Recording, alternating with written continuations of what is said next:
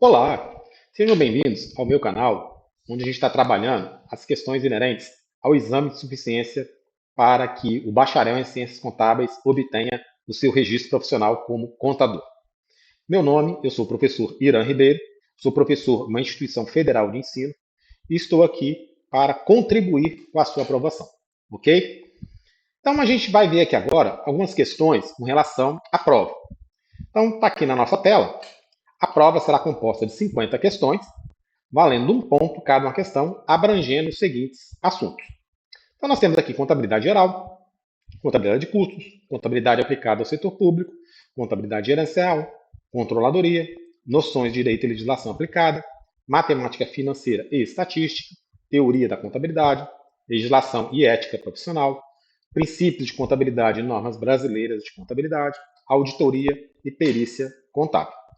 Em resumo, a gente pode chegar à conclusão que são disciplinas que todos, seja lá quem for, aonde for, fizeram essas disciplinas no seu curso. Raríssimos cursos possuem, de repente, uma grade de formação diferente.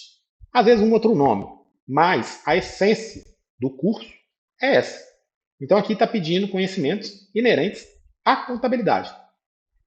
Com exceção da língua portuguesa, né, que está aqui, e matemática financeira, praticamente todos os assuntos são trabalhados de forma exaustiva no curso de contabilidade, certo? Então eu vou até colocar aqui no finalzinho aqui, temos aqui por último a nossa língua portuguesa, tá? E conforme eu sempre falo nas minhas aulas, por incrível que pareça, uma das maiores dificuldades dos alunos em todos os níveis é ler e entender o que está lendo. Volto a dizer, pré-requisito para contabilidade, na minha opinião, é um bom conhecimento da língua portuguesa.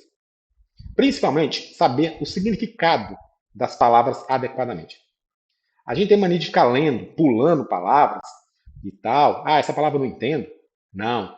Tem que entender o significado da palavra e entender por que aquela palavra foi aplicada ali. Certo?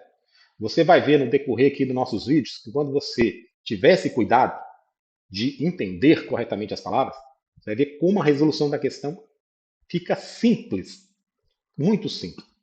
Então, continuando aqui um pouco mais sobre a questão da prova, a gente vai ver aqui, né, que são alguns conhecimentos aqui, né, de algumas leis em geral que porventura venham a mudar, não serão objeto de nova apreciação, até por uma questão do efeito surpresa, né? Afinal de contas a gente não pode ser surpreendido com uma lei nova. Mas uma coisa me chamou muita atenção aqui no edital, eu vou até colocar aqui para vocês, é a questão 6.5, que eu acho bem interessante a gente destacar aqui para a gente ler. A utilização de palavras ou frases similares às adotadas pelas normas brasileiras de contabilidade ou de outras fontes constantes do conteúdo do programa e não abordagem ou citação literal das normas brasileiras de contabilidade não serão motivo para impugnação por parte dos examinantes, dos candidatos. Então, o que eu consigo inferir, concluir desse item que está destacado aqui na sua tela? A importância de não ficar decorando a palavra. Eu vejo que o aluno, principalmente aluno ali de primeiro período, tudo é débito, é crédito, não sei o quê, começa a decorar as contas. Aí ele vai, com aquele pensamento fechado. Por exemplo, a gente aprende que obra de arte é investimento, lá dentro do ativo. Tá, e se a minha instituição for um museu? O museu está cheio de obra de arte. Então, a obra de arte já deixou de ser investimento, passou a ser imobilizado. Afinal de contas, faz parte. As pessoas vão ao museu para olhar a obra de arte. Então, aquela obra de arte é um instrumento pela qual a empresa vai utilizar para obter receita. Um outro exemplo, a mesma obra de arte que a gente decora como sendo investimento. E se a minha empresa for uma empresa especializada na compra e venda de obras de arte? Então, a obra de arte já é parte do estoque. Olha só. Então, eu sempre falo, vamos tomar cuidado, não vamos ficar decorando. Toda vez que você decora, quem elabora a prova já está cansado de saber onde é que o aluno decora. Aí ele vai justamente no ponto frágil do aluno, que ele decorou, ele não sabe, ele não tem aquele conhecimento completo, consolidado, aí ele vai justamente aonde o aluno decora, certo? Por exemplo, aqui a gente consegue perceber facilmente uma questão a ser elaborada que com certeza deixaria muita gente aí, né, despreocupada, no sentido de, e agora? Como é que a pessoa ia conseguir, né, ter uma preocupação de lembrar disso? Lógico, a letra A geralmente está lá. A sua empresa é um museu e comprou obras de arte. Essa aquisição refere-se a uma conta do investimento, do imobilizado, do intangível. Aí você vai e marca com toda alegria. Investimento. Está errado. Então você não pode ter essa preocupação. Você tem que estar preocupado em saber corretamente isso daí. Certo? Então está importante, até destacado, o próprio edital fala isso. Ok? Continuando aqui, uma coisa também muito interessante da nossa prova, para quem às vezes está começando a ver ela agora, a gente vê aqui, ó, os conhecimentos e as habilidades relacionados ao conteúdo programático, eles são avaliados de uma forma interdisciplinar. Então, a sua preocupação é não ficar decorando, contabilidade de custos, foco. Contabilidade gerencial, foco. Contabilidade pública, foco. Não, você tem que ter um conhecimento interdisciplinar. Porque a questão pode aparentemente envolver custos e controladoria, pode envolver contabilidade gerencial e contabilidade de custos. Então é importante você ter um domínio além de uma disciplina. Não pode ficar focado só numa coisa, ok? Você tem que estar preocupado, tá bom? Então a gente vê aqui, continuando com relação à nossa prova, as orientações. A nossa prova, né, são quatro alternativas. Quatro. A, B, C e D.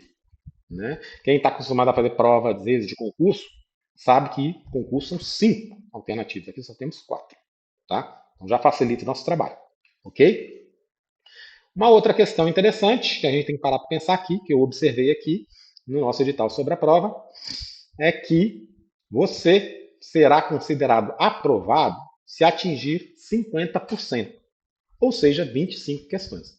Então, a nossa preocupação é fazer com que você marque corretamente 25 pontos. Mas eu vou precisar aprender? Professor, eu sempre falo o seguinte: nesse momento que você está querendo fazer uma prova, tal, o importante é marcar a questão correta. Deixa para efetivamente, né, aprender, tal, depois. O nosso objetivo agora não é mostrar a suficiência, então nós temos que ter uma técnica para marcar corretamente a questão. Certo? Então aqui a sua aprovação está vinculada a 25 questões. Certo?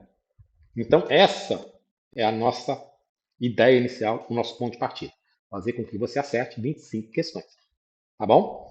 Lógico, a gente tem que parar para pensar que a ciência contábil é uma ciência dinâmica, está em constante evolução, e naturalmente tem questões que a gente não está preparado para fazer questão. Não está preparado para fazer essa resposta.